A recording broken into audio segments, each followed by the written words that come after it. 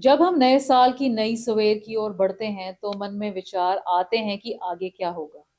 आशा खुशी से भरे हुए समय की भी है, लेकिन साथ साथ डर भी लगता है क्योंकि चारों ओर अंधेरे का राज्य है। जब हमारे प्लान्स के फेल होने के चांस अधिक लगते हैं और किसी की सहायता का भी यकीन नहीं है, ऐसे में हम परमेश्वर के हमारे लिए प्लान्स की ओर देखते हैं। हमारा भविष्य उनके सुरक्षित हाथों में सौंप कर हम उनके बल में कैसे नए साल में बढ़ते हैं, आज हम इसी टॉपिक पे बात करेंगे। शुरू करते हैं परमेश्वर के वचन से। परमेश्वर का वचन हमने अफसियों की पत्री उसका चौथा अध्याय उसकी 21 आयत से लिया है। यहाँ इस प्रकार लिखा है, वरन तुमने सचमुच उसी की सुनी और जैसा यीशु में सत्य है उसी में सिखाए भी गए कि तुम पिछले चाल चलन के पुराने मनुष्य तब को जो बरमाने वाली अभिलाषाओं के अनुसार भ्रष्ट होता जाता है उतार डालो और अपने मन के आत्मिक स्वभाव में नए बनते जाओ और नए मनुष्य तब को पहन लो जो परमेश्वर के अनुरूप सत्य की धार्मिकता और पवित्रता में सजा गया है। परमेश्वर के वचन को पढ़े और सुने जाने से आशीष हो। आमीन। जब दिन प्रतिदिन सब कुछ तेजी से बढ़ता है, ऐसे में किसी की भी अपने नए साल के लिए प्लान्स कैसे होने चाहिए? नीति वचन 16 अध्याय उसकी 9वीं आयत में लिखा है, इंसान अपने मन में प्लान बनाता है लेकिन परमेश्वर उसके रास्तों को कंट्रोल करते हैं। हमें परमेश्वर की अक्ष में बनाया गया, उनकी तरह हम भी प्लान करते हैं अपने भविष्य के बारे में, लेकिन हमें ये नहीं कभी भी सोचना है कि जो प्लान हमारी हैं हम उन्हें अपनी अपनी काबिलियत में चला सकते हैं, पूरा कर सकते हैं। हम किसी भी चीज का कंट्रोल नहीं कर सकते हैं। हमारे जीवन का हम परमेश्वर नहीं है। हर प्लान, हर जो भी हमारी इच्छा है वो परमेश्वर की अधीनगी में लाने नम्रता के साथ जरूरी है, ताकि उनकी जो फाइनल और अल्टीमेट इच्छा है हमारे लिए वो पूरी हो।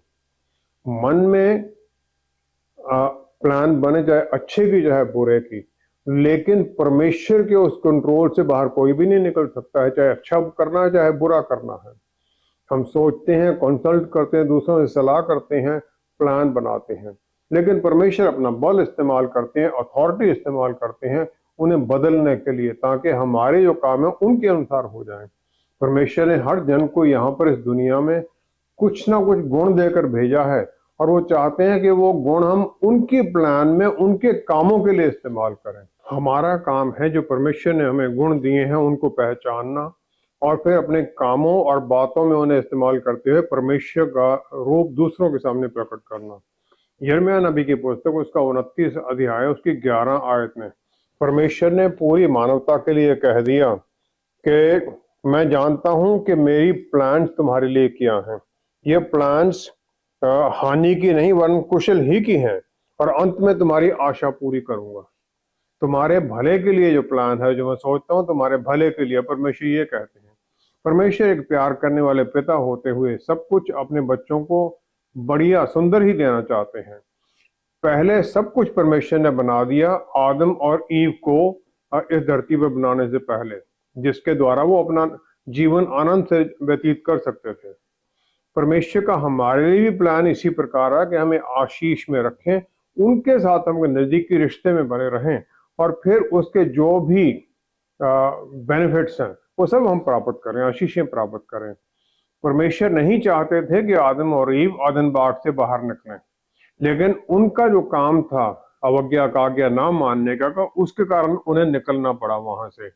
उत्पत्ति पहला अध्याय उसकी 28 आयत में परमेश्वर ने आदम को अपने और अक्षर रूप में बनाने के बाद में उसे आशीष दे दी, जो कि हम सबको वो मिली है, हम सब विश्वासियों को भी वो मिली है। उन्होंने कहा पृथ्वी में भर फूलो फलो और पृथ्वी में भर जाओ और उसको अपने वश में कर लो, सबड्यू इट। और ये एक परिवार के साथ ये सब काम करने के बारे में है। जिस प्रकार नूह को वो जहाज बनाने की आज्ञा दी गई थी, वो और उसके 3 पुत्र और उनकी पत्नियां, 8 लोगों ने वो बनाया। आदम में ये क्षमता दी गई थी कि वो शैतान के हर काम का सामना कर सके, उसके बुरे जो ट्रिक्स थे उनका सामना कर सके, और परमेश्वर जो उसे सिखा रहे थे उसको इस्तेमाल करके, परमेश्वर के वचन के अधीनगी में चलकर। नूह के पास बहुत कारण थे कि वो उस जहाज को बनाने से मना कर देता। उस समय तक कभी धरती पर बारिश नहीं हुई थी, क्योंकि धरती को जो नीचे से पानी था उसी से इरिगेशन हो रही थी। और फिर नूह और उसका परिवार समुद्र से बहुत दूर रहता था।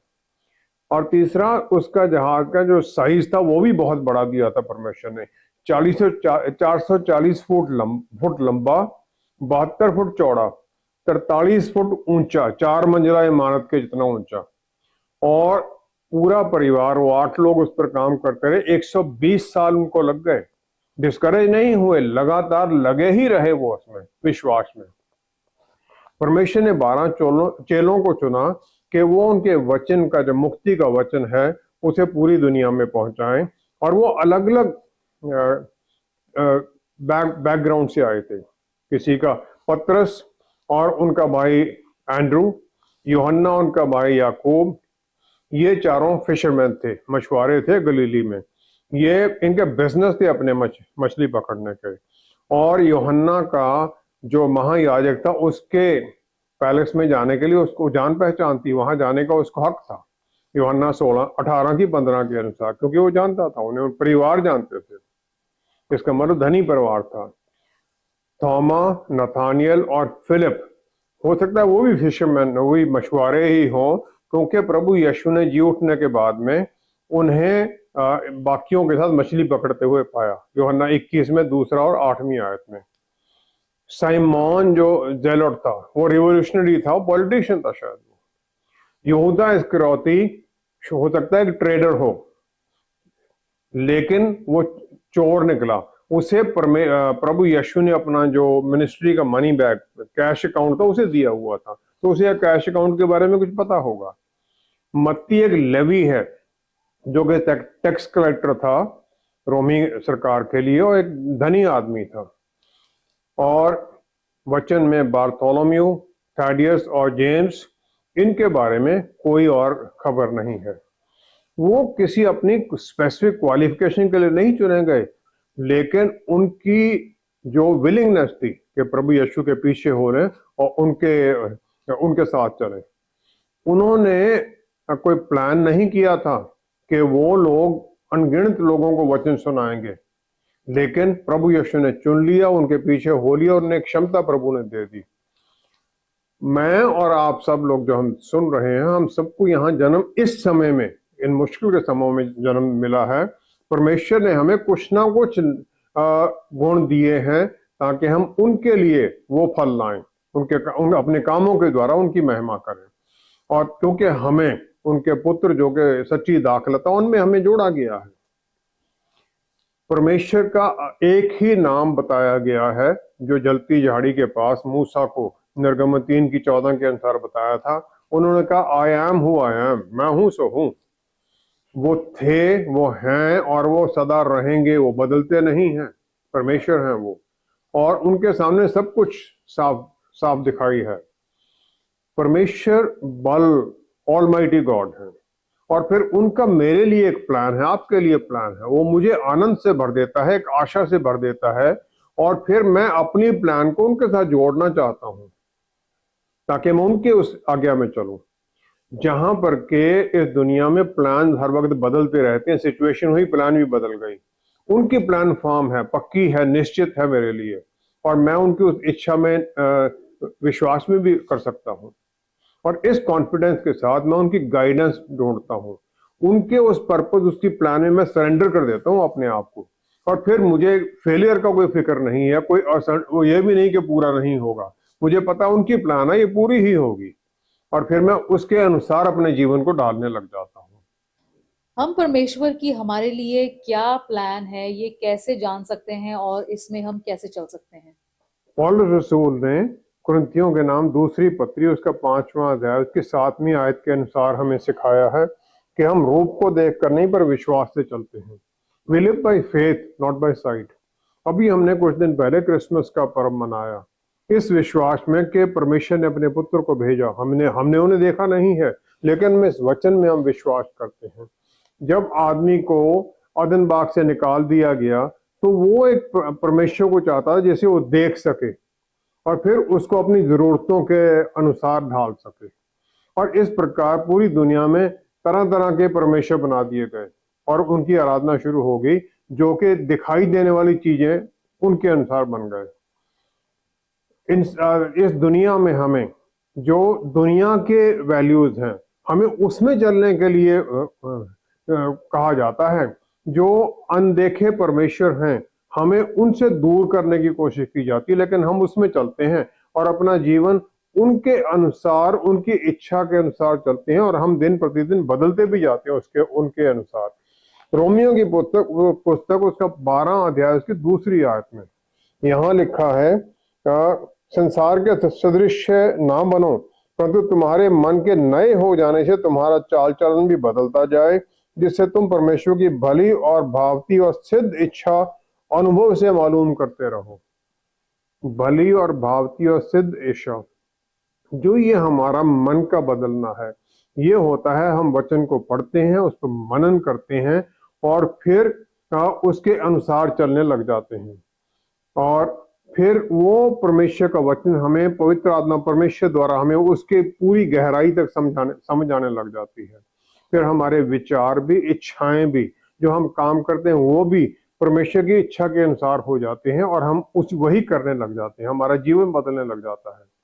और फिर हमें ये विश्वास हो जाता है, फिलिपियों की पुस्तक उसका 2 अध्याय उसकी 13 आयत में जो परमेश्वर ने कहा है, परमेश्वर ही है जिसने अपनी स्वेच्छा निमित्त तुम्हारे मन में इच्छा और काम दोनों बातों के करने का प्रभाव डाला है। परमेश्वर के मन में ये इच्छा है कि हम उनके इच्छा के अनुसार अपने जीवन को ढाल लें, ताकि उसके अनुसार फिर हम चलें। लेकिन इंसान अपनी इच्छा चलाना चाहता है। पहले अदन बाग से निकालने के बाद में उन्होंने शिनार वैली में टावर ऑफ बैबल, गुंबद बनाने की कोशिश की, जिसका सिरा स्वर्ग तक पहुंचाना चाहते थे। और हाँ, आज भी लोग अपने अच्छे कामों के द्वारा परमेश्वर के पास स्वर्ग में पहुंचना चाहते हैं। जो मुक्तिदाता प्रभु यीशु हैं, वो इस परिस्थिति का पूरी तरह से समझते हैं, और फिर उन्होंने हमें ये आश्वासन दिया है यूहन्ना 14:18 के अनुसार कि मैं तुम्हें अनाथ नहीं छोड़ूंगा। फिर 26 आयत में उन्होंने कह दिया, बार बार उन्होंने हमें वार्निंग भी दी कि शैतान के कामों से, युक्तियों से बचे रहो, और जब तुम इसका सामना करो तो उन्होंने हमें पवित्र आत्मा परमेश्वर हमारे अंदर दे दिए, ताकि हम उनके बल में, उनकी गाइडेंस में चलें। वो हमारे सहायक हैं, जो हमें हर सब बातें सिखाते हैं और हमें प्रभु यीशु की सब बातें स्मरण भी कराते हैं। और ये इसलिए है कि हम परमेश्वर के जो भली मकसद है हमारे लिए, हमारे जीवनों के लिए, उसको हम समझें और फिर अपनी प्लान उसके अनुसार करने लग जाएं, ताकि फिर परमेश्वर अपनी इच्छा हमारे जीवन में पूरी कर सके। अगर हम कुछ गलत भी प्लान कर लेते हैं, तभी परमेश्वर आशीष देते हैं, हमें अपनी प्लान में चलने में गाइड करने लग जाते हैं, उनकी इच्छा में चलने में गाइड करने लग जाते हैं। इस प्रकार फिर हमारे अंदर बदलाव आता है और हमारे मनों में और विचारों में, इच्छाओं और विचारों में, दोनों में बदलाव आता है। सिर्फ बाहर का जो दिखावा बदलाव नहीं, अंदर से बदलते हैं फिर हम। और इसके लिए हमें यह समझना है पहले तो कि परमेश्वर की प्लान हमारे लिए अच्छी है। यिर्मयाह नबी ने मैसेज जो उनका था वो भली इच्छा के बारे में 29:11 में इजरायलियों को उन्होंने दिया, जबकि इजरायली बेबीलोन की बंधुआई में थे। उन्होंने उन्हें याद करा दिया कि परमेश्वर की तुम्हारे भविष्य और के लिए आशा से भरी हुई एक इच्छा है, कि तुम्हें नुकसान पहुंचाने के लिए नहीं है। हम परमेश्वर का काम अपने जीवन में देखते हैं इस प्रकार, जैसे एक मास्टर वीवर है, जैसे शॉल बुनता है, वो बुन रहा है। जब वो आधा काम चल रहा है तो बड़ा उबड़ खाबड़ सा लगता है, धागे चारों तरफ फैले हुए हैं, लेकिन जब वो बन जाता है तो उसका रिजल्ट बहुत अद्भुत होता है। परमेश्वर इसी प्रकार हमारे जीवन में काम करते हैं। हमें सब कुछ उबड़ खाबड़ लगता है, लेकिन जब पूरा काम हमारे जीवन में आता है तब हम देखते हैं। जब हम अपने जीवन में पीछे की तरफ देखते हैं तो फिर हम ये समझते हैं कि किस प्रकार जब हम किसी तकलीफ में थे तो परमेश्वर ने उसमें भी हमारे लिए रास्ता निकाला और हम सफल हो सके, बच सके। और फिर हमारे मन में ये बल आ जाता है, एश्योरेंस आ जाती है कि जो हमारे आगे है उसमें भी परमेश्वर हमारी सहायता करेंगे, क्योंकि सब कुछ उन्हीं के कंट्रोल में है, वही परमेश्वर है। दूसरा, परमेश्वर अपने समय के अनुसार करते हैं, जो कि हर तरीके से परफेक्ट है।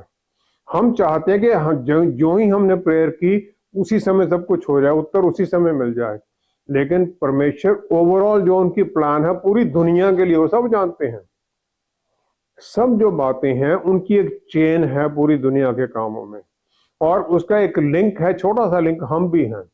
एक लिंक जो हमारे जीवन में काम करता है, फिर वो आगे दूसरे लिंक्स में काम करने लग जाता है। मेरे जीवन से मेरी बेटियों के जीवन में, उनके द्वारा आगे जो एम्प्लॉइज हैं, इस प्रकार आगे से आगे काम चलता रहता है उनके परिवारों में, और हम ये नहीं समझ पाते हैं।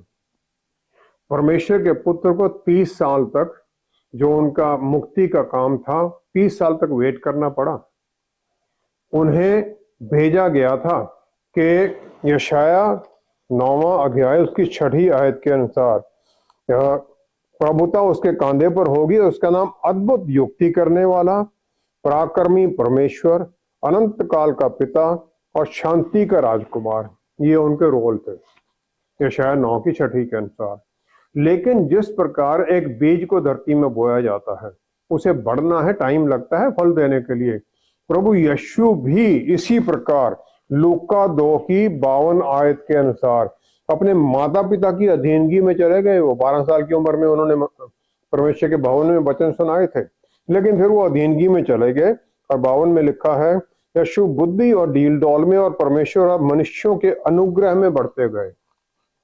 हमें भी इस प्रकार जो डिले होती है, हमारे सामने नए रास्ते नहीं खुलते हैं, विश्वास में बने रहना और परमेश्वर पर निर्भर होना है, जिस प्रकार उनके पुत्र हुए। तीसरा, सब कुछ हमारे ऊपर निर्भर है, क्योंकि परमेश्वर चाहते हैं हम उनके साथ जुड़ें ताकि उनकी प्लान हमारे जीवन में काम करे। परमेश्वर हमें रास्ता दिखाते हैं, लेकिन हम रास्ते को समझना है, उसके अनुसार फिर उनके रास्ते पर चलना है, उस दिशा की तरफ जहां वो ले जाना चाहते हैं। अफसियों की पुस्तक 1 अध्याय उसकी 3 आयत, अफसियों की पुस्तक 1 अध्याय उसकी 3 आयत के अनुसार, हमारे प्रभु यीशु मसीह के परमेश्वर और पिता का धन्यवाद हो कि उसने हमें मसीह में स्वर्गीय स्थानों में सब प्रकार की आत्मिक आशीष दे दी है।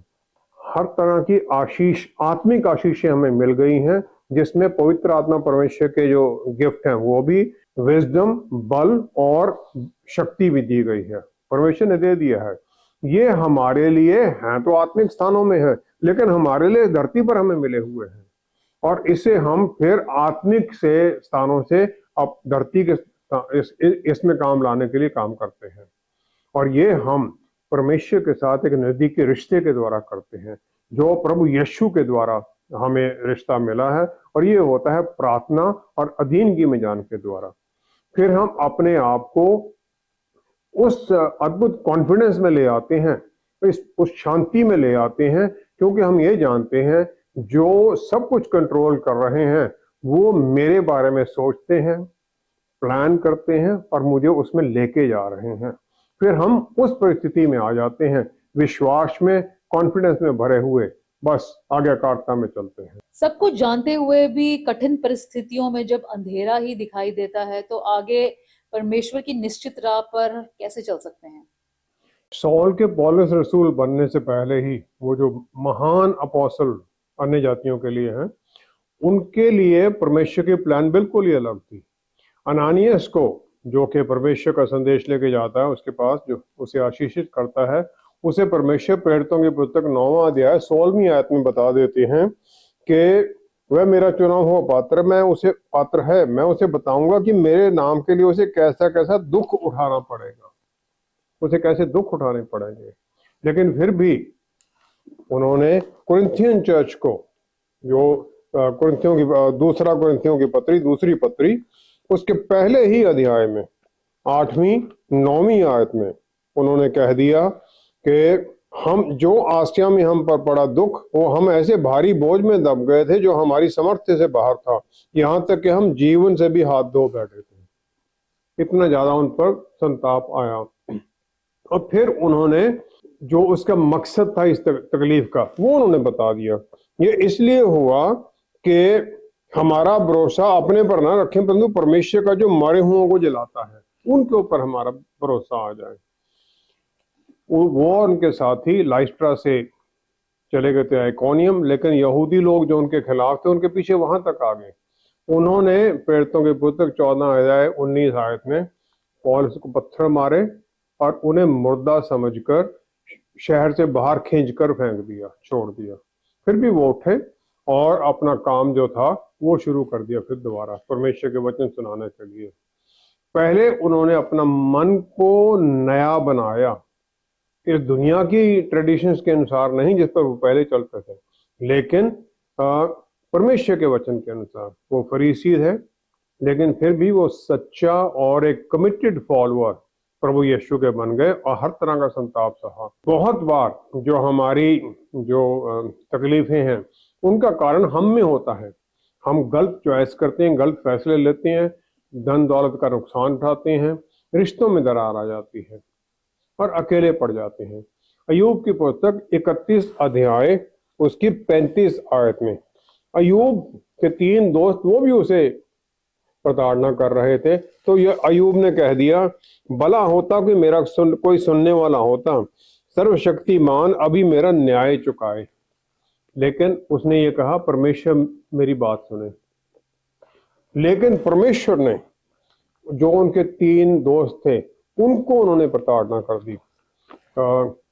उनके ही अय्यूब की पुस्तक 42 अध्याय उसकी 8वीं आयत में उन्होंने कहा, जिस प्रकार मेरे दास अय्यूब ने मेरे विषय में कही है वैसे तुम लोगों ने नहीं कहा। दूसरा, हमें बोलना है। हम अपनी जो सच्ची फीलिंग जो दबा लेते हैं ताकि कोई और उसको देखकर हमारा हंसी ना उड़ाए, लेकिन परमेश्वर के साथ ऐसा नहीं है। वो सुनना चाहते हैं कि हम क्या है, हमारी शिकायत, उनके खिलाफ भी शिकायत हम उन्हें बोलें। और लेकिन हम ये भी याद रखें कि परमेश्वर ने अपना प्यार अपने पुत्र के द्वारा हमारे ऊपर जाहिर कर दिया। रोमियो के पत्री 5वां अध्याय 8वीं आयत में, जब हम पाप में डूबे हुए थे प्रभु यीशु हमारे लिए कुर्बान हुए। तीसरा है, परमेश्वर का हमारी हर परिस्थिति के लिए कोई साइन देखें, क्या वो बताना चाहते हैं। जब पूरी दुनिया में अंधेरा छाया हुआ था, जो वाइज मैन थे, जो मैजाई थे, नजोमी थे, उन्होंने भोर का तारा देखा और लंबा रास्ता तय करके प्रभु यीशु उस बालक की आराधना करने के लिए आ गए। मत्ती 2:11 के अनुसार किसी भी परिस्थिति में परमेश्वर हमारे ऊपर नजर बनाए रखते हैं। 5000 लोगों को परिवारों को खाना खिलाने के बाद प्रभु यीशु पहाड़ी पर चले गए प्रार्थना करने के लिए, मार्कुस 6:46 से 52 आयत में, और चेलों को उन्होंने किश्ती में भेज दिया। अब चेले तूफान से घिरे हुए थे, प्रभु यीशु प्रार्थना करते हुए भी उन्होंने उनको पर नजर बनाई रखी। जब उन्होंने देखा कि वो इस परेशानी में हैं तो उन्हें छुड़ाने के लिए वो पानी पर चलकर आ गए और उन्हें दूसरे किनारे पर पहुंचा दिया। और इससे हम ये भी विश्वास में चलते हैं कि वो हमारे महायाजक हैं स्वर्ग में, और हमारे लिए पिता परमेश्वर के सामने प्रार्थना करते हैं और हमारे ऊपर नजर भी जमाए हुए हैं ताकि हमें हर परिस्थिति से निकाल सकें। चौथा है, हमें पुराने रास्ते छोड़कर नए रास्तों पर चलना है। हम नई क्रिएशन हैं प्रभु यीशु में, जिसने हमें छुड़ा लिया है। और फिर जो पुराना हमारे रास्ते हम चल रहे थे, दुनिया के रास्ते थे, शैतान के रास्ते थे, उनसे हमें हटना है। और इस नए में हमने नया सब कुछ पहन लिया है, नया ज्ञान पाया है। कुलुस्सियों 3 अध्याय 10वीं की आयत में उस परमेश्वर की इमेज के अंदर हमें बनाया गया है, जिसने हमें बनाया है। जो नेचुरल वर्ल्ड है, जो दुनिया है, वो सक्सेस देखती है, हमारे पास धन दौलत हो, अपने आप को ऊपर उठाने वाले मटेरियल पोजेशंस हो, आराम हो। लेकिन ये नयापन है, ये हमें दूसरों के लिए आशीष का कारण बना देता है। और फिर हम जो दूसरा है उसके लिए भी हम प्यार करने लग जाते हैं। जब प्रभु यीशु ने कहा, love your neighbour as yourselves. और फिर हम पहला थिस्सलुनीकियों उसका 5वां अध्याय 18वीं आयत के अनुसार हर परिस्थिति में परमेश्वर का धन्यवाद करने लग जाते हैं। फिर हम हर विचार को जो उनके जीवते वचन के खिलाफ है, उसे वचन के द्वारा उनकी आज्ञाकारिता में परमेश्वर की इच्छा के अनुसार ले आते हैं। और क्योंकि फिर हम ये देखते हैं जब उनका समय आएगा, सही समय होगा, तो हमें वो ऊपर उठाएंगे। सच्चा बदलाव हमारे अंदर हो जाता है जब हम अपने मन को अपनी स्पिरिट के अनुसार बदलने लग जाते हैं। अफसियों की पुस्तक 4 अध्याय 23 आयत के अनुसार। और ये शुरू होता है जब हम अपनी प्लान को परमेश्वर की प्लान के अधीन जी में ले आते हैं, इस यकीन के साथ कि उनकी प्लान मेरे लिए बेस्ट है। इसका मतलब ये नहीं कि मैं प्लान नहीं बनाता हूँ अपने भविष्य के लिए, मैं बनाता हूँ लेकिन सबमिट उनको कर देता हूँ। फिर मैं इस प्रकार जीता हूँ कि जिस प्रकार सब कुछ परमेश्वर पर ही निर्भर है, और फिर मैं उतनी ही मेहनत से काम भी करता हूँ कि जैसे कि ये सक्सेस इसकी मेरे ऊपर ही निर्भर है। निर्भरता मुझे भी उतनी मेहनत से काम करना है, परमेश्वर पर भी उतनी ही निर्भरता बनाए रखनी है। पांचवा है हम परमेश्वर की इच्छा में चलें। सब कुछ करने के बाद में, नया मन को नया करने के बाद में, फिर हम परमेश्वर की इच्छा समझने लग जाते हैं। रोमियो की पुस्तक उसका 12 अध्याय, रोमियो की पुस्तक उसका 12 अध्याय दूसरी आयत में यहाँ लिखा है, इस संसार के सदृश ना बनो, परंतु तुम्हारे मन के नए हो जाने से तुम्हारी चाल चलन भी बदलता जाए, जैसे तुम परमेश्वर की भली और भावती और सिद्ध इच्छा अनुभव से मालूम करते रहो। सिद्ध और भावती इच्छा हम समझते रहें, फिर हम जो हमारे मन के विचार हैं वो देखने लगते हैं कहाँ से आते हैं वो, और फिर उनको हम कंट्रोल करने लग जाते हैं, इच्छाओं को कंट्रोल करने लग जाते हैं वचन के अनुसार। और दिन भर प्रतिदिन फिर हम वचन को पढ़ते हैं, उस पर मनन करते हैं और उसको अपने मन में बिठा लेते हैं। जो दूसरी चीजें हैं उनको हम देखते हैं कि ये अब हमारी जरूरत से बाहर है, इन पर हम मन नहीं लगाएंगे। निर्गमन 14 अध्याय 15वीं 16वीं आयत में परमेश्वर ने मूसा को कहा, यह डंडा मार जो तेरे हाथ में है और समुद्र दुफाड़ हो जाएगा, और वो हो गया। लेकिन उसके बाद में यहोशू को जब वो यरदन नदी को पार करने गया यहूदियों के साथ, तो उसे बताया गया कि यरदन नदी जो बाढ़ में थी, कि जो याजक वाचा का संदूक लेते हैं उनको बोलो वो पानी में चले जाएं। यहोशू की पुस्तक 3 अध्याय 6 से 8वीं आयत और 16वीं आयत में जो ही उन्होंने उसमें पैर रखे, पानी ऊपर रुक गया। ये दो बदलाव क्यों थे? मिस्र से निकलते हुए उन्हें परमेश्वर को नहीं जानते थे, उन्हें चमत्कार देखने थे परमेश्वर पर विश्वास करने के लिए। लेकिन जब वो प्रॉमिस लैंड में जा रहे हैं, उन्हें परमेश्वर का वचन वहां मिल चुका था, तो उन्हें परमेश्वर को साथ लेके चलना है। जहां परमेश्वर आगे होंगे हमारे जीवन में, तो फिर हम सफलता में चलेंगे। फिर समुद्र भी दुफाड़ होगा और बाढ़ वाली नदी भी रुक जाएगी, सब रास्ते फिर हमारे लिए खुल जाएंगे। इस प्रकार हम अपने भविष्य के लिए प्लान करते हैं और परमेश्वर की आज्ञाकारिता में चलते हैं। आइए हम प्रार्थना करें। पिता परमेश्वर, क्या ही धन्य है आप, हमें हर तरह से आशीषित करने के लिए, हमारे भविष्य के लिए आप ज्यादा चिंता करते हैं हमारे बनस्बत। हम तो प्रभु सोच समझ भी नहीं सकते जो आप हमारे लिए करना चाहते हैं और करते हैं। हम आपका धन्यवाद करते हैं। इसी प्रकार जितने हम लोग हैं, हम सब अपनी प्लान को आपकी अधीनगी में बनाए रखें, आपके ऊपर निर्भर होकर हम पूरी मेहनत से काम करते जाएं, ताकि फिर जो आपकी इच्छा है वो हमारे जीवन में पूरी होती जाए और अगला साल भी एक अद्भुत तरीके से हम सब के लिए खुशियों और आनंद वाला हो। और नए साल में फिर हम प्रवेश करते हैं तो आपको महिमा दें, हमारा जीवन आपको महिमा देने वाला हो। पिता परमेश्वर सब कुछ प्रभु यीशु के पवित्र नाम में मांगते हैं, आमीन। जो कोई भी अपने भविष्य के लिए कुछ प्लान नहीं करता है, वो आंखों पर पट्टी बांधकर चलने की कोशिश करता है। लेकिन जो केवल अपनी प्लान पर ही निर्भर है, उसे रोशनी में नहीं बल्कि अंधेरे पर अधिक भरोसा है। बस प्लान भी हो और हो भी पूरी करने के लिए परमेश्वर पर निर्भर, तो सफलता जरूर मिलती है। हम आप सबको नए वर्ष में परमेश्वर के प्यार में सफलता की ऊंचाइयों पर चलने की शुभकामना करते हैं। Wish you all a very happy and a blessed new year. Thank you so much for watching. See you next time. Stay blessed. Shalom.